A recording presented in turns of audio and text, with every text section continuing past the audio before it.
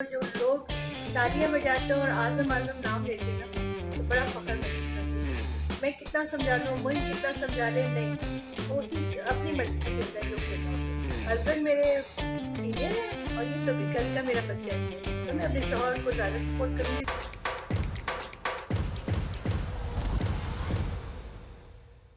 हाँ जी, माशाल्लाह नदीम भाई की टीम से खेला, कोयटा ग्रेटर से वो खेला माशाल्लाह, तो उसमें बहुत कॉन्फिडेंस आया और माशाल्लाह नदीम भाई बहुत अच्छे हैं। उन्होंने उसको खिलाया अपनी टीम से, 2 साल उन्हीं की टीम से खेलता रहा और अल्हम्दुलिल्लाह बस अब इस्लामाबाद से खेल रहे हैं। अच्छी परफॉर्मेंस की उसने, तो ऐसी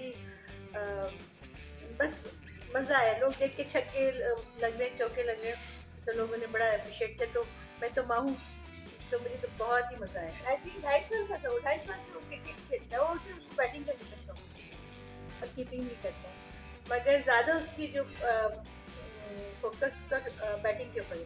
तो उसको छक्का लगाना है, चौका लगाना है, अब जो उसकी मर्जी होती है उस हिसाब से वो खेलता है। मैं कितना समझा लूँ, मुझे कितना समझा ले, नहीं, वो उसी अपनी मर्जी से खेलता है जो खेलना होता है। इसलिए माशाल्लाह खेल है और प्रूव भी कर रहा है कि माशाल्लाह बहुत अच्छा खेलता है। मैं मुझे याद है जब मैं यही PSL में जब वो जा रहा था तो लोगों ने आवाज़ें लगाई थी, पर्ची पर्ची पर्ची, मगर मैंने अल्लाह ताला के आगे हाथ उठाया। मैंने कहा आज आज़म प्रूफ करके दिखा, और बाकी उस दिन उसने बहुत अच्छी परफॉर्मेंस की थी। मैंने कहा आप अपने बैट से बताते ना, बॉडी से नहीं बता सकते आप, तो उसने अपने बैट से बताया माशाल्लाह। जो वापस आए तो पूरी पब्लिक ने खड़े होकर उसके लिए तालियां बजाई।